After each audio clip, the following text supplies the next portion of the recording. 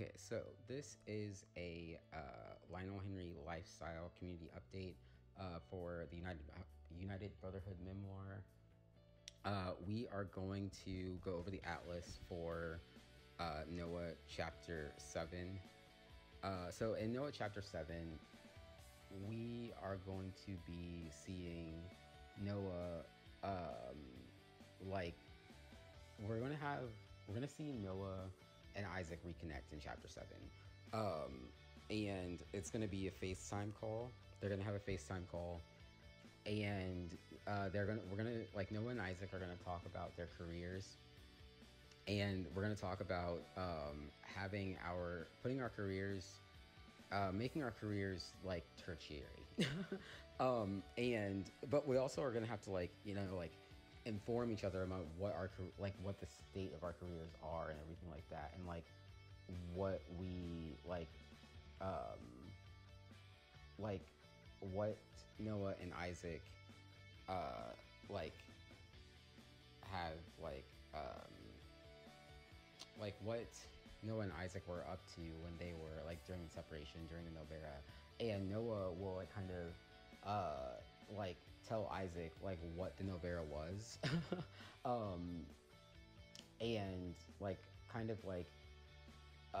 communicate to him like how the how their memories like bridged the sorrow that they had from their separation.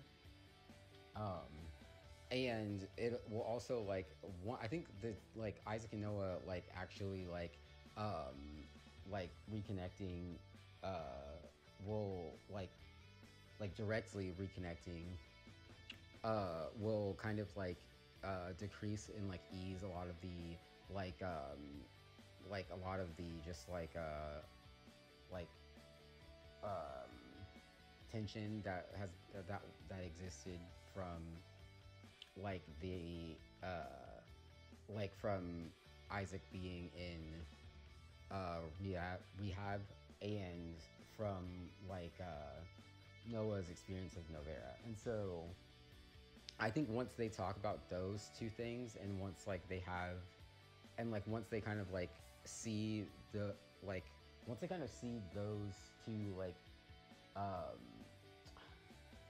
situations, and see how it each of those two things affected the other, and then how it affected their relationship, I think that it will heal their relationship.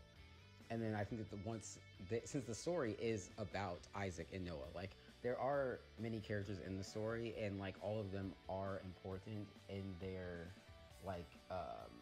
role in the story, but the story is about Isaac and Noah.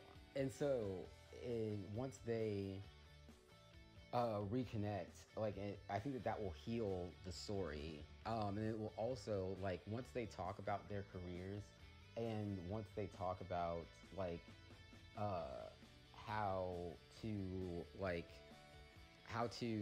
prioritize their relationship over their careers, I think that will also add humanity to the story. That will restore humanity to the story, because they will be able to directly communicate to each other okay, these are things that I was kind of feeling because I was at work, or because I was working on this project for my career, or whatever.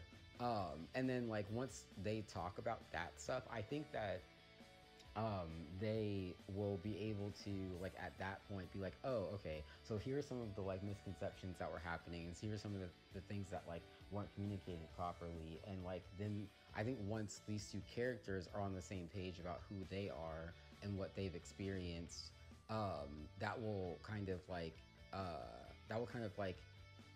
sift out some of the sift out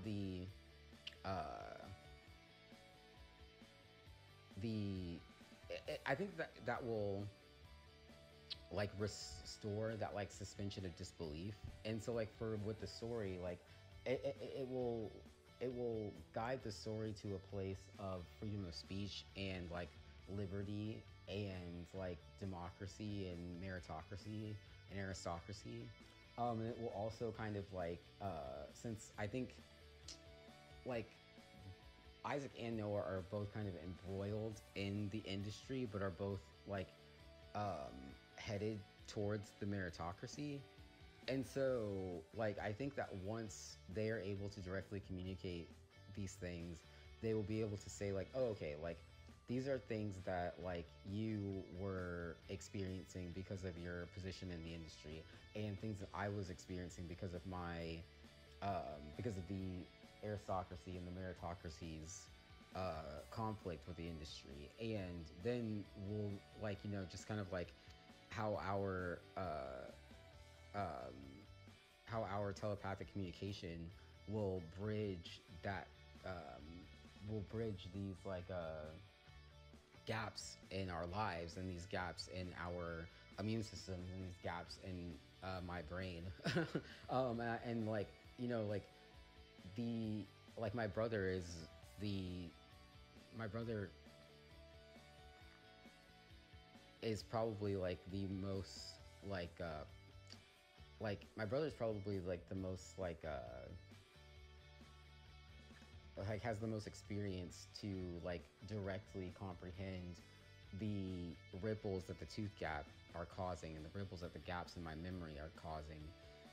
And so like once we bridge who these characters are and how we relate to them, and mend the characters relationship, will then mend our relationship, and then like um that will guide us more like efficiently um like who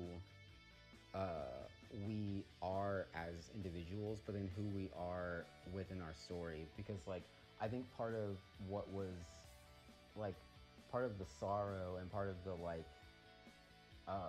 friction that we were experiencing together was coming from a place of like, well, this story is important. The story is like what we've been working on since we were born. The story is a dance that we've been dancing since we were born. And so like we don't want to just like abandon this story, like the train yard, like Lanai, like the train yard in Desmond, or like the artwork in Lanai.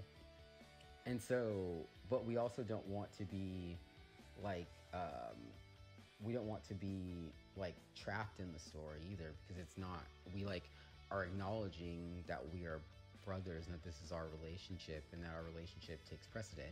But like we also like the story, and the story like began in 1992, and like we like the journey that we've been on together, and like all that we've had to work through to complete that journey, like the story is an integral part of that, and the story is what saved us. And so like it's like I think that we both have gotten to the point where like, yeah, no, like this story isn't just like something that we wrote to find each other and now we don't need it anymore. It's like we have this story now, like to guide us, to say like, hey, like this is like, these are our experiences, this is our atlas, and like in it, this is like the template for how we can construct like our future together and our life together. um and that's like, and like it's just, it's like when you like meet someone and you like grow with that person, and like the like a lot of people probably don't uh like they're like the story is so detailed because I write so much. And so like me and Dylan's relationship, like it's very complex because we like have been writing for so long together, and we've been together since we were born. And so it's like we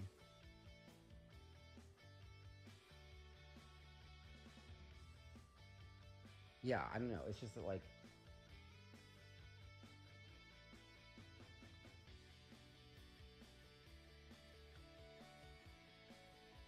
the heart of the story really is who we are. And it's like how we met. And